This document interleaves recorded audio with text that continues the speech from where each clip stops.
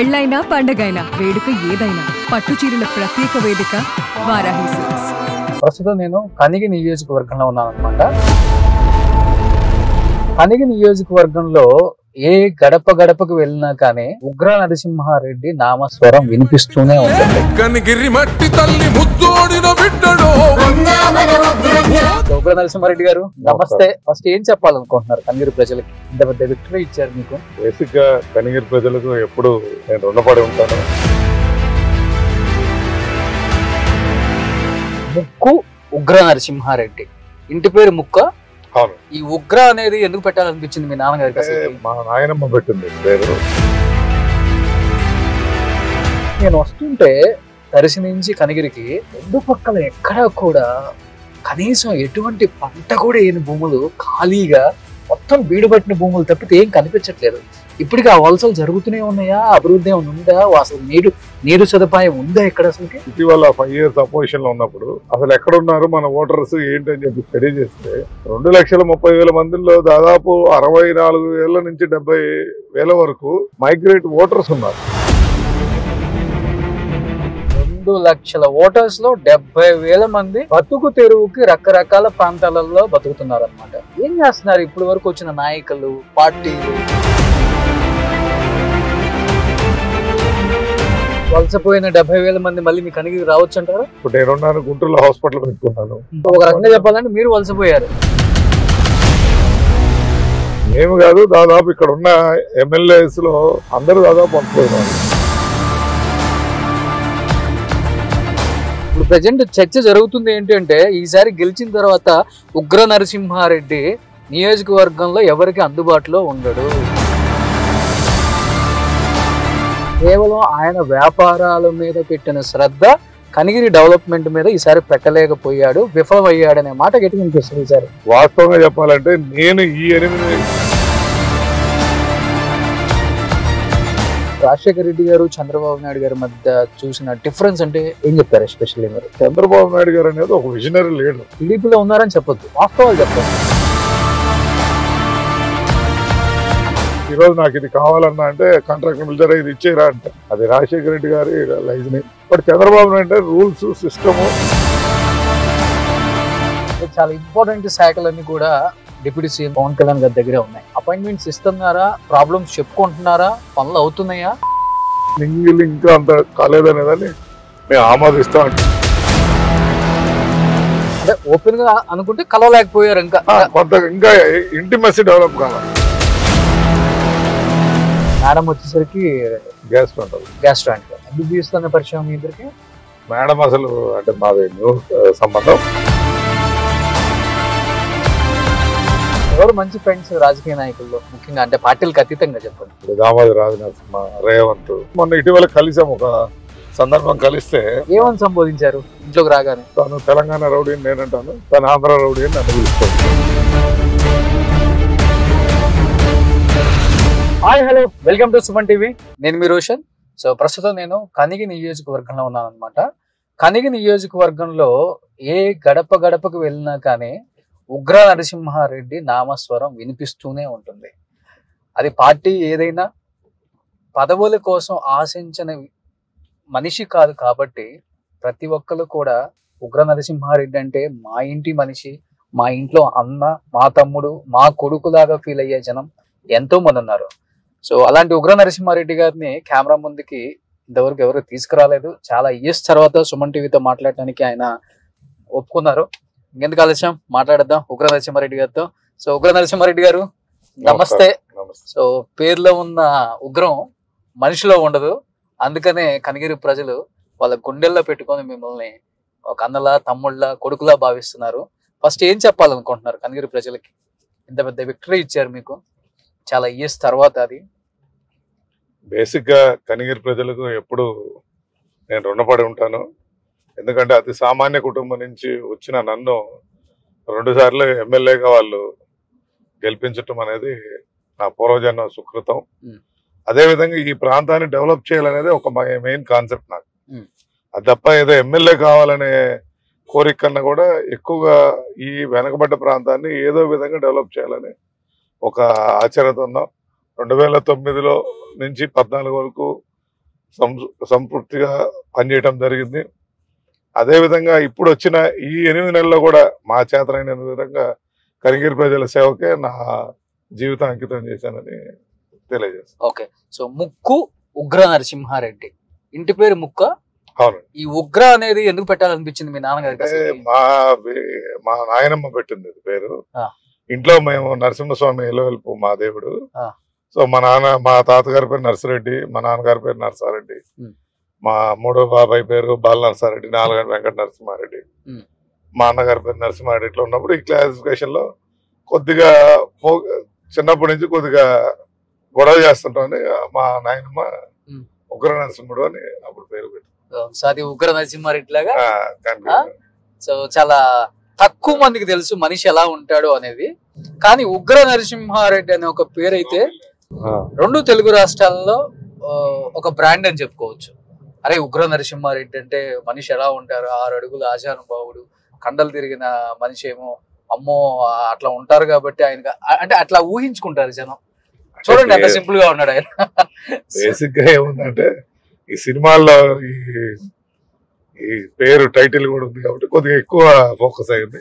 Plus ఉగ్ర నరసింహుడు అంటే అదొక నేమ్, అంటే ఆ దేవుడు ఉగ్ర రూపం అనేటప్పుడు భయం కాబట్టి ఆ పేరు చెప్పగానే పెద్ద 7 అడుగులు ఉండి ఇంత పెద్ద మీసాలు ఆజానుభావుడేమో అనుకుంటాడు.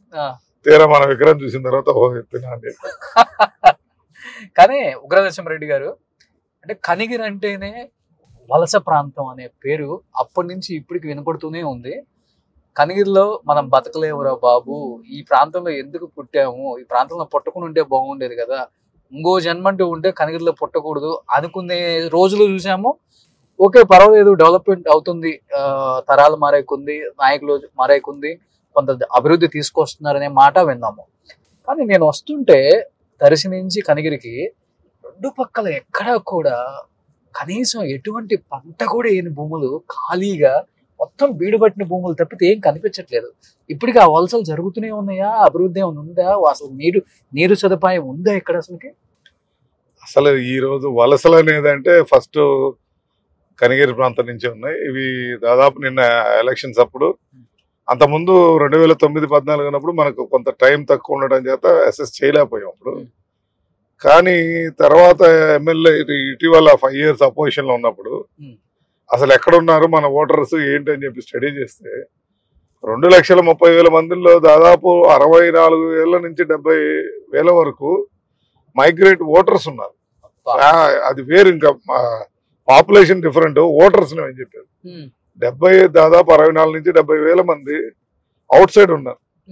దాదాపు ఎలక్షన్ టైంలో మాకు ఢిల్లీ వెళ్ళాలి, బాంబే వెళ్ళాలి, అక్కడి నుంచి పూనా వెళ్ళాలి, పూనా తర్వాత షిరిడి ఏరియాలో ఉన్నారు, దాని తర్వాత వైజాగ్, అనకాపల్లి, విజయనగరం, రాజమండ్రి, విజయవాడ, గుంటూరు, నెల్లూరు, ఇటు చెన్నై, మళ్ళీ ఇటు బెంగళూరు రావాలి. ఇన్ని ప్రాంతాలు తిరగాలి మా ఓటర్స్. మేము మైగ్రేట్ ఓటర్స్ బతుకు తెరువు వాళ్ళ బతుకు తెరువుకి వెళ్ళారు. వాళ్ళ ప్రసన్నం చేసుకోవడానికి మేము ఆ ప్రాంతాలు కూడా ఎలక్షన్ ముందు తిరగాల్సిన పరిస్థితి. అంత మైగ్రేషన్ ఉందంటే ఇప్పుడు మీరు చూసిన ప్రాంతాలు చూస్తే చూడండి ఒక్కసారి, ఆ బీడు భూములన్నీ కూడా మనం చూస్తే ఇక్కడ బతుకు తెరువు లేదు కాబట్టి అన్ని లెవెల్స్ లో ఉన్నారు. చిన్న బాత్రూమ్ తోటి వర్కర్ దగ్గర నుంచి వార్డ్ బాయ్ దగ్గర, హోటల్ ఓనరు, హోటల్ లీజు తీసుకోవటం, లారీలు పెట్టుకోవడం, లేదా ఫైనాన్స్ చేయటము, లేకపోతే బిల్డర్ గా, లేదా టాపీ మేస్త్రిగా, ముఠా మేస్త్రిగా, ఇట్లా అన్ని ఫీల్డ్ లో మా వాళ్ళు ఉంటారు. 2 లక్షల ఓటర్స్ లో 70,000 మంది బతుకు తెరువుకి రకరకాల ప్రాంతాలలో బతుకుతున్నారు అనమాట. ఏం చేస్తున్నారు ఇప్పుడు వరకు వచ్చిన నాయకులు, పార్టీలు? కనీస అంటే వాళ్ళు కేవలం వ్యవసాయం చేసుకునే బతకనక్కర్లేదు, వాళ్ళ బతుకు తెరువుకి ఎందుకు ఇక్కడ ఏదో ఒకటి మీరు లబ్ధి చేకూర్చలేకపోతున్నారు, లేకపోతే ఎందుకు ప్రయత్నం చేయలేకపోతున్నారు, ఎందుకు విఫలం అయిపోతున్నారు అంటే ఏమని చెప్తారు? 99లో వెలుగొండ ప్రాజెక్టు మీద ప్రజలు ఆశ పెట్టుకుని ఆ రోజు చంద్రబాబు నాయుడు గారు ప్రారంభించడం జరిగింది. ఆ తర్వాత 2004లో కాంగ్రెస్ ప్రభుత్వం కొంత వెలుగొండ భూమి పూజ చేయడం జరిగింది.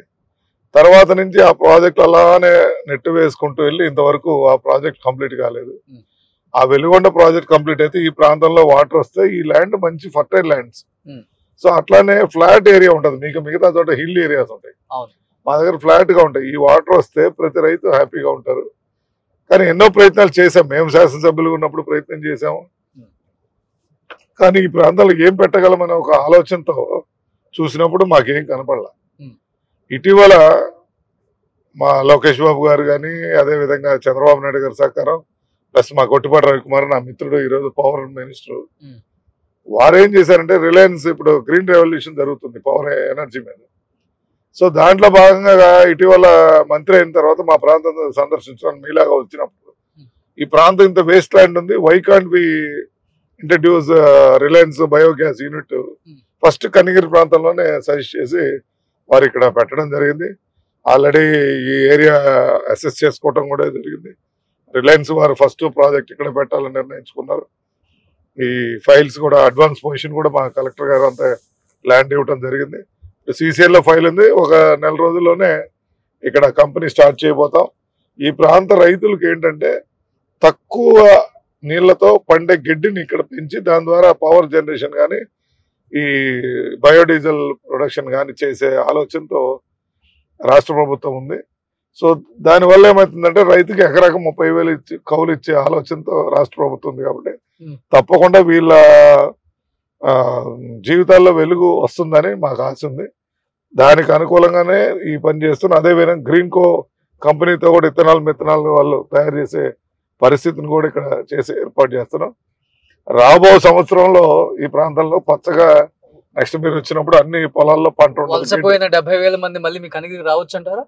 వలసపోయిన వాళ్ళు రాలేరు, ఎందుకంటే ఇక్కడ వచ్చే ఉపాధి కన్నా వాళ్ళు బయట బ్రహ్మాండంగా బతుకుతున్నారు. ఇప్పుడు నేనున్నాను, గుంటూరులో హాస్పిటల్ పెట్టుకున్నాను. సో అక్కడ హాస్పిటల్ మీరు వలసపోయారు, మేము కాదు, దాదాపు ఇక్కడ ఉన్న MLAs లో అందరూ దాదాపు వలసపోయిన వాళ్ళు.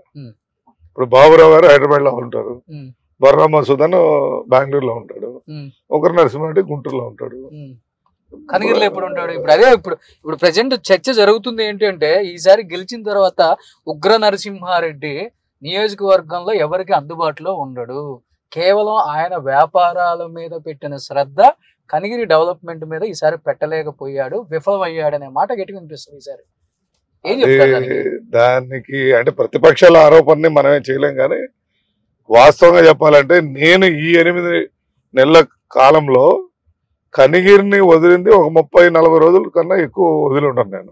అదే అసెంబ్లీ వల్లనో లేకపోతే పార్టీ ఆదేశాల ప్రకారం నేను ఇంతవరకు ఏ టూరిజం స్పాట్కి కానీ ఎక్కడ కానీ వెళ్ళే పరిస్థితి లేదు. ఏదో పిల్లల బర్త్డే ఉంటే 1 or 2 days బయటకు వెళ్ళడం తప్పించి దాదాపు ఉన్న పరిస్థితి more than 6 months I mean the constituency. దానికి ఎవిడెన్స్ ఏంటంటే ఈ రోజు మేము చేసిన డెవలప్మెంట్ యాక్టివిటీస్ కానీ డైలీ పేపర్ కటింగ్ చూస్తే ఉగ్ర నరసింహారెడ్డి ఎక్కడ ఉండో తెలుస్తుంది. అది ప్రతిపక్షాలు ఆరోపిస్తుంటారు, ఇవన్నీ వాళ్ళు గుంటూరులో ఉంటారని. నాకు ఎక్కువ ఇష్టం నా ప్రాంతం డెవలప్ చేయాలని.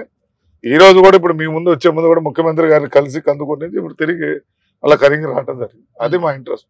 ఆ సీఎం గారు కందుకూరులో ఉన్నా మేము ఇక్కడ రావడం జరిగింది. అసలు సోర్స్ ఆఫ్ ఇన్కమ్ ఏంటండి కనిగిరి నియోజకవర్గానికి ప్రజలకి? 40,000 మంది 50,000 మంది అంటే ఇక్కడ మెట్ట పంటలు అంటే కంది, మొక్కజొన్న, అంటే వర్షం తక్కువతో నీటి తక్కువతో పండే పంటలు వేసుకుంటారు. అవి అదృష్టం అంతే, పండితే పండకపోతే పండవు. అటువంటి పరిస్థితులు ఉంటాయి కాబట్టి వీరందరూ కూడా వలస వెళ్ళడానికి కారణం. ఈ సోకాళ్ళు కూడా ఇక్కడ ఉండే వాళ్ళు కూడా ఎక్కువ వృద్ధాప్యంలో తల్లిదండ్రులు అక్కడ తీసుకెళ్లి ఉండలేక ఈ విలేజ్ కల్చర్కి అలవాటు పడి అక్కడ ఉండకుండా ఊర్లలో ఉంచారు తప్ప, ఇటు బెంగళూరులో వెళ్తే పీజీ హాస్టల్స్ అన్ని మా కనిగిరి వాళ్ళే పెట్టుకొని ఉంటారు. చెన్నైలో పీజీ హాస్టల్స్ ఉంటారు. ఆల్ ఇంజనీరింగ్ కాలేజీలో అటెండర్స్ కనిగిరి వాళ్ళే ఉంటారు. సో ఎనీవేర్ మీ ఈ బతుకు తెరువు కోసం ఏ పని ఉన్నా పొట్ట చేత పట్టుకొని వెళ్ళే పరిస్థితి ఉంటుంది. కాబట్టి అందరూ అక్కడి నుంచి తిరిగి రావడం అనేది కష్టం. బట్ ఈ ప్రాంతం సస్యశ్యామలో కొద్దిగా ఉంటే రాబో జనరేషన్ అని ఇక్కడ నుంచి తరలి వెళ్లకుండా చేయాలనేది మా ఆలోచన. అంటే ఇంత వెనకబడిన ప్రాంతం, ప్రతి ఒక్కళ్ళు కూడా వచ్చిన వాళ్ళు వాళ్ళ పొట్ట నింపుకున్న నాయకులను చూసాం, కానీ కనిగిరికి ఏదో చేసిన నాయకులను ఎవరూ చూడలేదని చెప్పి ప్రజలు గగ్గోలు పడుతున్నారు. వచ్చిన తర్వాత ఈ 8-9 నెలల్లో ఉగ్ర నరసింహారెడ్డి ఈ మంచి పనులు చేశాడు, ఇలా నియోజకవర్గ అభివృద్ధిలో ముందుకు నడిపిస్తున్నాడు అంటే ఏం చెప్పగలరు మీరు? ఒక 4-5 పనులు అంటే అసలుకి సార్, నేను ఫస్ట్ గెలిచి ప్రమాణ స్వీకారం చెయ్యక ముందే మోడల్ స్కూల్ అని ఒక స్కూల్ ఉంది. ఆ పిల్లల స్కూల్కి వెళ్ళాలంటే బురదలో వెళ్ళే పరిస్థితి ఉన్న ఆ రోడ్లని ముందే నేను సిఎస్ఆర్ ఫండ్స్ తో ఆ రోడ్ రిపేర్ చేయించేసి ముందు పిల్లలకు అనుకూలమైన విధంగా చేయటం జరిగింది. ఇటీవల మళ్ళా గవర్నమెంట్ నుంచి కోటి రూపాయలు శాంక్షన్ చేయించి రేపు March 1 tender last date. So అక్కడ సీసీ రోడ్ వేయటం జరిగింది. అదేవిధంగా మా కనిగిరి ప్రాంతంలో నాగుల చెరువు అంటారు. ఆ చెరువులో 17 సంవత్సరాల నుంచి వాటర్ ఎవరు చూడలేదు. అదేమైందంటే అక్కడ ఉన్న మైన్స్ ఉన్న వేస్ట్ అంతా వేయటం వల్ల చెరువుని కొండ నుంచి ప్రాంతంలో వచ్చే వాటర్ అంతా కూడా వేరే స్పిల్లేజ్ అయిపోయి అక్కడ చెరువులో నీరు రాని పరిస్థితిని వెంటనే రిపేర్ చేయించి వెంటనే అక్కడ ఊర్లో ఆ చెరువులో నీళ్ళు వచ్చినాయి. ఈరోజు కనిగిరి ప్రజలు కూడా తెలుసు. అదేవిధంగా కనిగిరి టౌన్ ఉంది. టోటల్ మున్సిపాలిటీ కట్టిన తర్వాత ఒక్క డ్రైనేజ్ కాలువ కూడా ఇంతవరకు ఓపెన్ చేసిన పాపం బలం. దాదాపు గవర్నమెంట్ నుంచి 33 lakhs తెచ్చి ఆ డ్రైనేజ్ చేసాం. మన ఇటీవల సడన్ గా ఇక్కడ క్లౌడ్ బస్ జరిగింది. 13 centimeters రైన్ఫాల్ వచ్చింది. ఆ రోజు ఆ డ్రైన్స్ కైనా ఓపెన్ చేయకపోతే కనిగిరిలో సగం డ్యామేజ్ అయిపోయింది. కమర్షియల్ కానీ పబ్లిక్ కానీ ఆ వాటర్ వెళ్ళక దాదాపు 5 అడుగులు 6 అడుగులు నీళ్ళలో ఉండాల్సిన పరిస్థితి నుంచి ప్రజలను కాపాడాం. దాదాపు 8 to 9 years నుంచి బైపాస్ రోడ్డు పెండింగ్ ఉంది. నేను వచ్చిన వెంటనే రైతులు కన్విన్స్ చేసి గవర్నమెంట్తో పోట్లాడి రైతుల డబ్బులు రైతులకు ఇప్పించి వర్క్ కాకుండా వర్క్ మొదలు పెట్టించి ఈరోజు ఒక 3 months లో ఆ బైపాస్ రోడ్డు మీరు చెప్పండి 9 years నుంచి ఆయన పోయిన ప్రాజెక్ట్ని స్టార్ట్ చేయించేటం. మరి అదేవిధంగా ఓవి రోడ్ అని ఉంది, ఓళ్ళపాలెం వేమలపాటు. అది గతంలో వేసిన కాంట్రాక్టర్ పని చేయకుండా దానికి వెనక్కి వెళ్ళాలని పరిస్థితి వస్తే అసలు అది దాదాపు 36 kilometers నా నియోజకవర్గం ఉంటే వర్క్ చేయలేదు వాళ్ళు. దాన్ని విజిలెన్స్కి పెట్టి మినిస్టర్ గారితో మాట్లాడి సీఎం గారితో మాట్లాడి కోర్టుకు వేసి 60 కోట్ల వర్క్ని 90 కోట్లు ఫైన్ వేయించి తిరిగి ఆ వర్క్ ప్రారంభించడం ఈరోజు జరుగుతాం. అంటే ఇవన్నీ కాదు, ఇప్పుడు ఈ ఏరియా ఇప్పుడు మీరు ఏదైతే భైరవకోన వెళ్తున్నారో ఈ ప్రాంతంలో వీళ్ళందరూ ఇప్పుడు ఈ ఎంక్రోచ్మెంట్స్ కూడా వీళ్ళు వెకేట్ చేయమండి. ఇప్పుడు ఇతనున్నాడు ఆ రోడ్ మార్కింగ్ చేస్తే కొట్టనివ్వలేదు. అదేనా కేఎల్ ఈ రోడ్డు మీనింగ్ ఏంటి అంటే ఈ రోడ్స్ ఎంక్రోచ్మెంట్ లో పోతుంది. ఇప్పుడు అక్కడ రోడ్ మార్కింగ్ ఉంది చూడండి, ఆ ముందు కూడా రో 4 ఆ రైతులందరినీ కూడా మేము కన్విన్స్ చేసి అయినా ఇది మనకు అవసరము, స్టేట్ క్యాపిటల్ ఇది రోడ్డు బాగుంటే మనం ఇన్ఫ్రాస్ట్రక్చర్ డెవలప్ అయితే మన ఊర్లు బాగుపడతాయని వాళ్ళు కన్విన్స్ చేయడం కూడా జరుగుతాం. ఇవన్నీ కూడా ఏంటంటే డెవలప్మెంట్ మీద ఆస్పెక్ట్. అదే విధంగా ఈరోజు ముఖ్యమంత్రి గారితో కొట్లాడి దాదాపు నడికుడి కాళహస్తి లైన్కు డబ్బులు రావాలి. అది గత 4-5 సంవత్సరాలు పెండింగ్ పెడితే ఆ రైతులు గగ్గోలు పెడుతున్నారు. ఈ రోజు నిన్ననే వాళ్ళ అకౌంట్కి 12,56,00,000 రూపాయలు వాళ్ళ అకౌంట్కి వేయడం జరిగింది. ఈరోజు railway line Nadikudi Kalahasti line Kanigiri నుంచి పామూరు వరకు వేగవంతంగా పని జరిగితే నెక్స్ట్ ఆగస్టుకి మా కనిగిరి ప్రాంత వాసులు హైదరాబాద్ కానీ గుంటూరు కానీ రైలు పోయే వసతి ఏర్పడింది. ఇట్లా ప్రతి యాంగిల్లో మేము ఫోకస్ చేస్తూ వస్తాం. అట్లా డ్రింకింగ్ వాటర్ ఇప్పుడు జల్ జీవన్ మిషన్ ద్వారా ఓ ప్రాజెక్ట్ చేస్తున్నాం. ఉన్న రామతీర్థం జలాశయంలో డ్రింకింగ్ వాటర్ని తీసుకురావాలని ఇంకో ఆలోచన. అదేవిధంగా IIIT మీద ఫోకసింగ్ చేసి ఇమీడియట్ గా IIIT గ్రాంట్స్ ఇవ్వమని చెప్పి లోకేష్ గారికి ఇప్పటికీ 3 సార్లు లెటర్లు ఇవ్వడం జరిగింది. ఈ రోజు ఉదయం కూడా ముఖ్యమంత్రి గారితో మాట్లాడింది. రేపు బడ్జెట్ లో రివైజ్ ఎస్టిమేట్ వేసి అది పెడదాం. అది గతంలోనే శాంక్షన్ అయింది, రాష్ట్ర విభజన అప్పుడు వచ్చింది. ఒంగోలు ఇస్తే ఒంగోలు ప్లేస్ లేదని రిజెక్ట్ చేస్తే అది కనిగిరి వచ్చింది. ఆ కనిగిరి వచ్చిన ప్రాజెక్టులు అదే విధంగా తెలుగుదేశం ప్రభుత్వం నెగ్లెక్ట్ చేసి అది కట్టకుండా పోస్ట్పోన్ చేస్తే ఇప్పుడు తిరిగి దాన్ని మళ్ళీ ఇప్పుడు ప్రారంభించడం ప్రయత్నం చేస్తాం. ఈ విధంగా ఈ ప్రాంత టూరిజం ఇప్పుడు మీరు పోయే రోడ్స్ ఇవన్నీ కూడా గతంలో ఆగిపోయినాయి. ఇప్పుడు అన్ని కూడా పునః ప్రారంభించి ప్రజలకు మేలు చేసి ఈ ప్రాంత అభివృద్ధి చేయాలని మాకు. ఒక రకంగా చెప్పాలంటే రోడ్లు ఒకటే బాగున్నాయి కనిగిరికి వస్తుంటే నాకైతే. ప్రస్తుతం ఉన్న దాంట్లో ఇక్కడ ఉన్న బెటర్ థింగ్ ఉంది. ఈరోజు గవర్నమెంట్ హాస్పిటల్ మీరు విజిట్ చేస్తారు, ఇప్పుడు ఈవినింగ్ వెళ్ళేటప్పుడు చూడండి.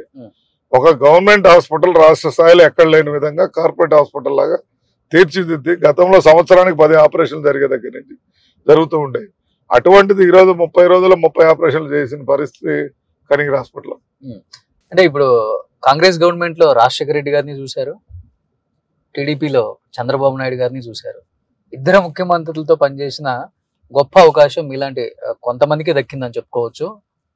ఏం చెప్తారు రాజశేఖర రెడ్డి గారు చంద్రబాబు నాయుడు గారి మధ్య చూసిన డిఫరెన్స్ అంటే ఏం చెప్తారు? ఎస్పెషల్లీ మీరు చంద్రబాబు నాయుడు గారు అనేది ఒక visionary leader, you can't compare. తన నేచర్ వేరు, తిన్ నేచర్ వేరు. టీడీపీలో ఉన్నారని చెప్పొద్దు, వాస్తవాలు చెప్పండి. నేను టీడీపీలో ఉన్నారా దాంట్లో ఉన్నారని చెప్పండి. ఒక ఫోకస్డ్ గా ఒక టెక్నికల్ గా గవర్నమెంట్ నుంచి ఏ విధంగా ప్రాజెక్ట్స్ తెచ్చుకోవాలి, ఏ విధంగా చెయ్యాలి అనేది దీని ప్లాన్ చంద్రబాబు నాయుడు గారు ఆలోచన. అది రాజశేఖర రెడ్డి గారు జనరస్ గా ఉంటారు. Hmm. అది రూల్స్ ఇదనేది కాదు, తనకు నచ్చిన వ్యక్తి ఇది కావాలంటే చేసుకోమా అని చెప్పి రైట్ చేయడం ఓకే ఒక సిస్టమేటిక్ అంటే, బట్ జనరస్ గా పబ్లిక్ అంటే. కానీ మా చంద్రబాబు నాయుడు గారు ఏంటంటే రూల్ ఉండాలి, Hmm. దానికి ఎలిజిబిలిటీ అన్ని క్రైటీరియాస్ ఉంటేనే తను చేయటం అనేది ఉంటుంది. Hmm. ఇద్దరు అతను అతను పొలిటీషియన్, ఇతను good administrator. Hmm. Chandrababu Naidu గారి వల్ల రాష్ట్రానికి మేలు జరగటం 100% ఉపయోగం ఉంటుంది అనేది మా ఆలోచన. అంటే మోర్ దెన్ పొలిటీషియన్, ఒక ఫ్యామిలీ మెంబర్ లాగా అటాచ్ అయ్యి కొన్ని మెమరబుల్ మూమెంట్స్ చాలా మంది లీడేసుకున్నారు రాజశేఖర రెడ్డి గారితో. అలా ఉగ్ర నరసింహారెడ్డి గారికి ఏమైనా ఆ రాజశేఖర రెడ్డి గారితో ఉన్న అనుబంధం అంటే ఒకటి అసలు మర్చిపోలేదంటే ఏమని చెప్తారు అసలు? అంటే రాజశేఖర రెడ్డి గారు మాకేమైందంటే ఒక 3 months పీరియడ్ లో ఉన్నారు మేము ఎమ్మెల్యే అయిన తర్వాత. వారు సడన్ గా హెలికాప్టర్ లో మరణించక ముందు వాస్తవంగా నా టికెట్ వచ్చేసి ఢిల్లీ రాహుల్ గాంధీ గారు ఇవ్వటం జరిగింది. ఫస్ట్ లో వారిని కాదని తెచ్చుకున్నామన్న కొంత గ్యాప్ ఉంది. But is a different leader. Public కి ఒక అదే అటాచ్డ్, అంటే ఇప్పుడు ఈ రోజు నాకు ఇది కావాలన్నా అంటే కాంట్రాక్టర్ పిలిచారా ఇది ఇచ్చేరా అంటాడు. అదే అతనికి ఉన్న మనసు, పబ్లిక్ ని ఆకర్షించుకునే శక్తి అతను ఎక్కువగా ఉంటుంది. అది రాజశేఖర రెడ్డి గారి లైజ్ని. బట్ చంద్రబాబు నాయుడు అంటే రూల్స్ సిస్టము ఓ పద్ధతిలో వెళ్ళాలంటే అదే విధంగా ఒక ఐడియల్ లీడర్ గా ఉంటారు. ఏమని పిలుస్తారు రాజశేఖర రెడ్డి గారు మిమ్మల్ని? ఉగ్రుడు అని పిలుస్తారు. ఉగ్రుడు అంటారా? చంద్రబాబు నాయుడు గారు ఉగ్ర నరసింహారెడ్డి గారు అని పిలుస్తారు. తనకి ఇది పద్ధతి అదే ఉంది. He owns the person, he has the limitation వీళ్ళిద్దరి మధ్య వ్యక్తి. ఓకే, ఇప్పటికైనా ఉగ్ర నరసింహారెడ్డి గారు అని పిలుస్తారు. ఓకే, చంద్రబాబు అదే రాజశేఖర రెడ్డి ఏదో గురుడు అని పిలుస్తారు. That is the difference. మీ చిన్నబాబు? చిన్నబాబు మేమందరం వెరీ ఫ్రెండ్లీ, ఒక ఫ్యామిలీ మెంబర్స్ లాగా ఉంటాం. లోకేష్ బాబు గారితో అంటే రకరకాల సన్నివేశాన్ని బట్టి మేము చిన్నబాబు అంటుంటాం, లేకపోతే లోకేష్ అన్న అంటాం. అంటే ఆ సిచ్యువేషన్ బట్టి మమ్మల్ని, మా పాదయాత్రలో బాగా ఇంటిమసీ పెరిగింది వారితో. సో మమ్మల్ని ఒక ఫ్యామిలీ, అంటే we feel is a family member లాగా ఫీల్ అవుతాం లోకేష్ తో ప్రయాణించేటప్పుడు. అంటే ఇప్పుడు టీడీపీ కూడా అంత చిన్నబాబు ఆధ్వర్యంలో నడుస్తుంది, చిన్నబాబు డైరెక్షన్ లోనే నడుస్తుంది, చిన్నబాబు కనుసైగల్లోనే నాయకులు పనిచేస్తున్నారు అనే మాటకి ఏం చెప్తారు మీరు? చిన్నబాస్ అనే లోకేష్ బాబు గారు మా మంత్రి, ఆయన ముఖ్యమంత్రి, చంద్రబాబు నాయుడు గారే వ్యవహరిస్తారు. ఇవన్నీ కొట్టి పారేస్తూ ఉంటారు. కాకపోతే ఏమైందంటే డిస్కస్ చేస్తూ ఉంటారు. డాడీ ఇది కాదన్నప్పుడు ఒక ఇంటరాక్షన్, కొన్ని సందర్భాల్లో ఇంటర్ఫీన్ అవుతారు. ఈజ్ మెచ్యూర్డ్ గా ఈ పాదయాత్ర టైంలో వారికి గతం కన్నా కూడా సామాన్యుడు కష్టాలు, ఎవరు ఎట్లా ఉంటున్నారు, ఏ పరిస్థితి నుంచి ఏం జరిగిందని చెప్పేసి అవన్నీ తెలుసు. కాబట్టి ఇప్పుడు మా దగ్గర ఉంది, నిన్న రైల్వే దానికి డబ్బులు కావాలి, పెద్ద ఆయన లేడు అన్న ఈ లెటర్ ఉందన్నాడు. ఆయన వెంటనే చీఫ్ సెక్రటరీ గారు చెప్పడం జరిగింది. గతంలో చంద్రబాబు నాయుడు గారి మీటింగ్ లో ఈ విధంగా మినిట్స్ లో పెట్టారంట, అమౌంట్ ఎందుకు రిలీజ్ కాలేదు పర్స్యూ చేయమని చెప్పారు. సిఎస్ గారు వెంటనే చెక్ చేసి దాని చిన్న డిలే ఉంది, వెంటనే చెప్పారు. నేను 4 days లో, నేను 4th కలిసాను, నిన్న 15th నిన్న amount deposit. That is the variation. అంటే చాలా ఇంపార్టెంట్ శాఖలన్నీ కూడా డిప్యూటీ సీఎం పవన్ కళ్యాణ్ గారి దగ్గరే ఉన్నాయి. ముఖ్యంగా మీలాంటి రూరల్ ఏరియాస్ కు సంబంధించిన నియోజకవర్గాలు మొత్తం కూడా పట్టు ఆయన దగ్గరే ఉంది. అపాయింట్మెంట్స్ ఇస్తున్నారా, ప్రాబ్లమ్స్ చెప్పుకుంటున్నారా, పనులు అవుతున్నాయా? ఆయనతో ఉన్న మీ అనుబంధం అంటే ఏమని చెప్తారు మరి? అంటే ఆయన ఇంకా పబ్లిక్ ఎమ్మెల్యేస్ తో మింగిల్ ఇంకా అంత కాలేదనేదని మేము ఆమోదిస్తాం. అంటే మమ్మల్ని కలవట్లేదా, అపాయింట్మెంట్స్ ఇవ్వట్లేదా? కలుస్తారు, మేము రిప్రజెంటేషన్స్ ఇస్తున్నాము, కొన్నిటికి రిప్లై వస్తున్నాయి. ఇప్పుడు ఎన్ఆర్జీసీ ఉంది మా దగ్గర, 26 కోట్ల రూపాయలు పనిచేసాం. ఎన్నో ఎస్సీ కాలనీ అప్రోచ్ రోడ్స్ వేసాం, గోకులం షెడ్స్ కట్టారు, ప్రతి విషయంలో ఉంటారు. కాకపోతే ఆయన కొన్ని లిమిటేషన్స్, బీయింగ్ ఆయన బిజీ యాక్టివిటీస్ కానీ కొద్దిగా ఎక్కువ లోడ్ వల్ల కానీ వారు కొంత గ్యాప్ ఉంది. కానీ బట్ మా వర్క్ పరంగా వీఆర్ గెటింగ్ కంఫర్టబుల్. అంటే ఓపెన్ గా అనుకుంటే కలవలేకపోయారు, ఇంకా కొంత ఇంకా ఇంటిమసీ డెవలప్ కాల. బట్ యాజ్ ఏ మినిస్టర్ గా మేము వెళ్ళి కలవటం, మామూలు అడిగినప్పుడు మా రిప్రజెంటేటివ్ తీసుకోవడం, దాన్ని తిరిగి రిప్లై ఇవ్వటం. ఇప్పుడు నిన్న వాటర్ షెడ్ ప్రోగ్రామ్ జరిగింది, కనిగిరి ఐడెంటిఫై చేసి మరి కనిగిరికి కమిషనర్ కృష్ణతేజ గారు, మరి షణ్ముఖం అని చెప్పి సారు, వీళ్ళందరూ కూడా ఇక్కడ వచ్చి మెయిన్ ప్రోగ్రామ్ ఇక్కడ పెట్టడం కూడా జరిగింది. సో ఈ హ్యాజ్ ఏ ఐడియా దీని, కానీ బట్ ఇంటిమసీ డెవలప్ కాలేదు ఒకటే. ఓకే, సో అంటే అన్ని ప్రాంతాల మీద పట్టు అయితే వచ్చింది. డెఫినెట్ గా వారు బేస్ లెవెల్ ఏం జరుగుతుందో ఆ ఫీడ్బ్యాక్ తీసుకొని పనిచేయాలి. ఈరోజు గోకులం షెడ్ అనేది పెద్ద ఉత్సవం. అది అంటే దర్ ఇస్ నాట్ వేరే కొనుక్కలు. ఏం చదువుకున్నారు ఉగ్ర నరసింహారెడ్డి గారు మీరు? నేను ఎంబీబీఎస్ ఎంబీబీఎస్. సో ఎంబీబీఎస్ తోనే ఆపేసారా? నెక్స్ట్ మళ్ళీ ఎంబీబీఎస్ అపోలోలో హాస్పిటల్ అడ్మినిస్ట్రేషన్ జాయిన్ అయ్యాను. తర్వాత హాస్పిటల్ కట్టుకొని గుంటూరులో Amaravati institute of medical science and hospital start చేయడం. ఓకే. సో మేడం వచ్చేసరికి గ్యాస్ట్రాంట్. మేడం పేరు doctor Kavitha. MBBS MD DM gastroenterologist. So MBBS లోనే పరిచయం మీ ఇద్దరికి? మేడం అసలు అంటే మాది న్యూ సంబంధం. నేను ఎంబీబీఎస్ లోనే అక్కడ దావణగిరి నేను చదివింది. మేడం గుంటూరు మెరిట్ స్టూడెంట్, మేము Davanagere donation candidates. So families వాళ్ళు మంచి కుటుంబాలని మా వాళ్ళు అక్కడ మేము గుంటూరులో ఉంటున్నాం కదా. అప్పుడు డాక్టర్ చదువుకున్న అమ్మాయి కావాలని మా ఫాదర్ ఏదో ఫ్రెండ్స్ ద్వారా ప్రపోజల్ వచ్చింది. సో లవ్ కమ్ అరేంజ్ అని చెప్పుకోవచ్చు. లవ్ ఏం లేదు, madam arranged, then became love. Okay. చాలా తక్కువ మంది తెలుసు అనమాట ఇది. సో పిల్లలు ఏం చేస్తున్నారు ఇప్పుడు? ఇద్దరు అండి. పాప మెడిసిన్ ఫైనల్ ఇయర్ ఎగ్జామ్ ఇచ్చింది. పాప కూడా ఎంబీబీఎస్. బాబు బీబీఏ హైదరాబాద్ చదువుతున్నాడు. చెప్పాలంటే ప్రకాశం జిల్లాలో చాలా మంది డాక్టర్స్ ఉన్నారు, పొలిటీషియన్స్. బుచ్చిపల్లి శివప్రసాద్ రెడ్డి ఎంబీబీఎస్, మరి గుట్టుపాటి లక్ష్మి, తర్వాత ఉగ్ర నరసింహారెడ్డి గారు ఎంబీబీఎస్ అని చాలా తక్కువ మంది తెలుసు.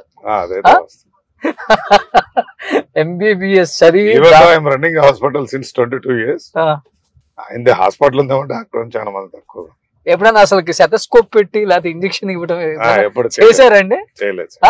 ఏంటి అడ్మినిస్ట్రేషన్ చూస్తూ ఉంటాను. స్టార్టింగ్ లో నేను అడిగేది. స్టార్టింగ్ లో కూడా ఫస్ట్ నుంచి నేను అడ్మినిస్ట్రేషన్ వింగ్ లోనే ఉండేవాడిని.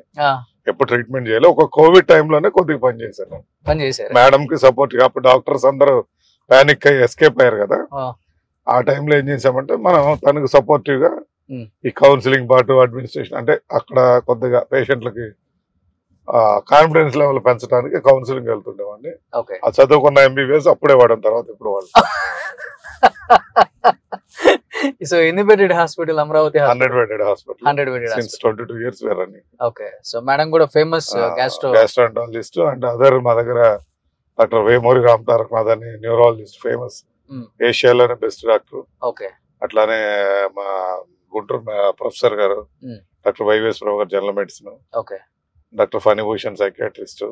ఇంద్రప్రసాద్ అని అమర్నాథ్ గారు ముందు ఉండేవాళ్ళు.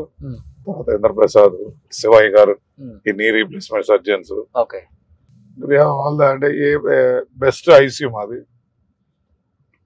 అండ్ ఇంటెన్సివ్ కేర్ యూనిట్ లో బెస్ట్ ఫస్ట్ నుంచి ఉంది మాది, ఎక్స్పీరియన్స్ హ్యాండ్స్ కాబట్టి. ఓకే. సో ఎప్పుడు హాస్పిటల్ ఎప్పుడు ఇంత వెనకబడ్డ ప్రాంతం కదా, ఆర్థికంగా కూడా బాగా చితికిపోయి ఉంటారు.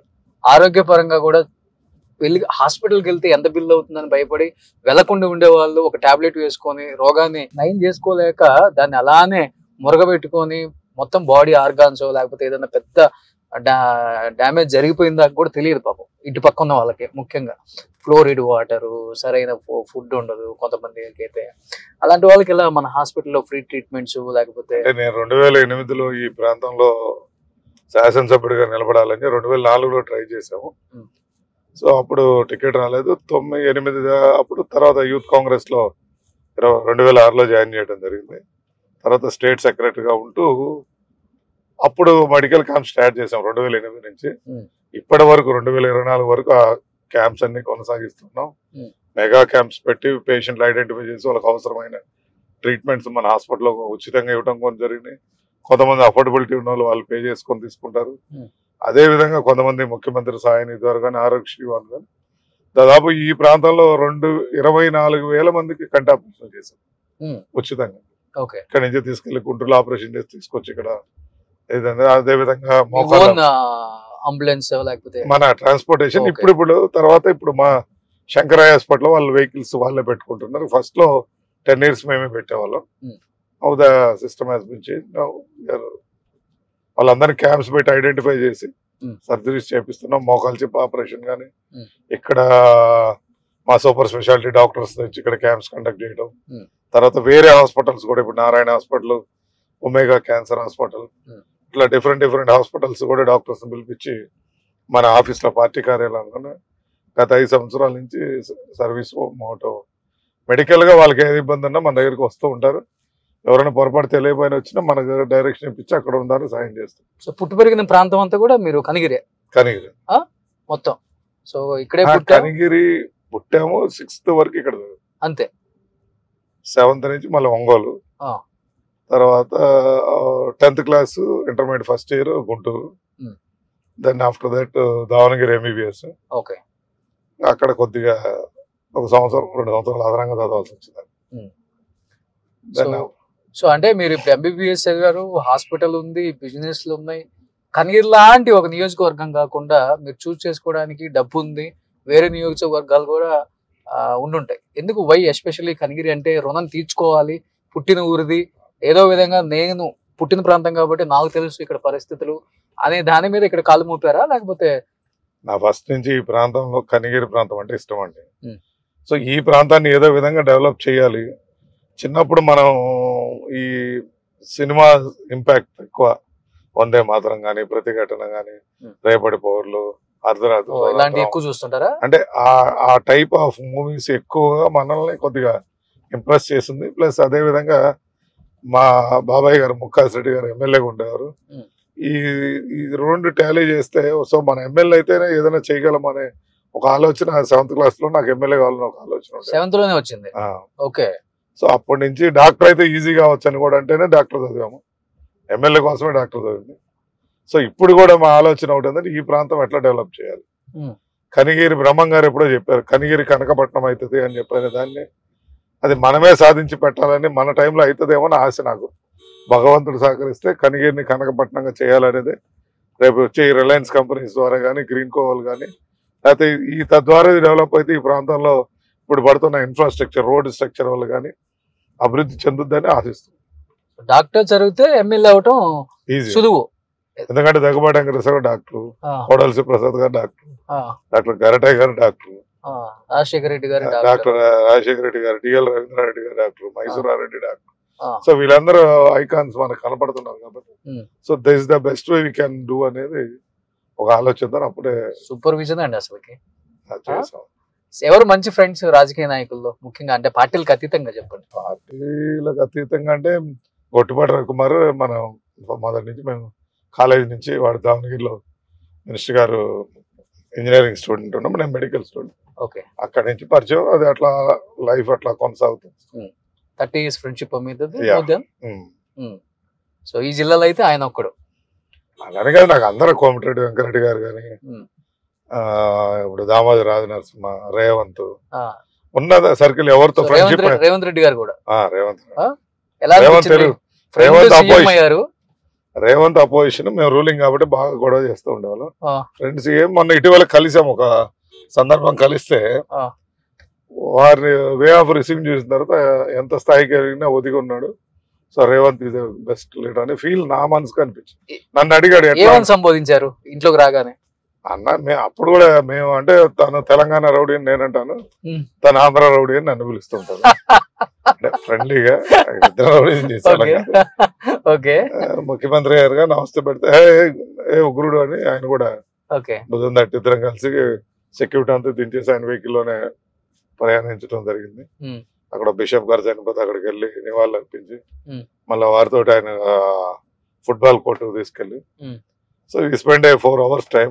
ముఖ్యమంత్రి అంత సమయం మాకు వెచ్చించిన నేను he did not change being also CM అని చాలా హ్యాపీ ఫీలింగ్. ఓకే. సో ఎప్పుడు ఎలా ఉన్నారు అలానే ఉన్నారు, అప్పుడు ఎలా ఉన్నారు? నాకైతే I felt like that one. ఇద్దరం ఒక ఫ్రెండ్స్ లానే మాట్లాడు. సూపర్. అలా ఉన్నప్పుడే కదా నాయకుడు అయ్యేది.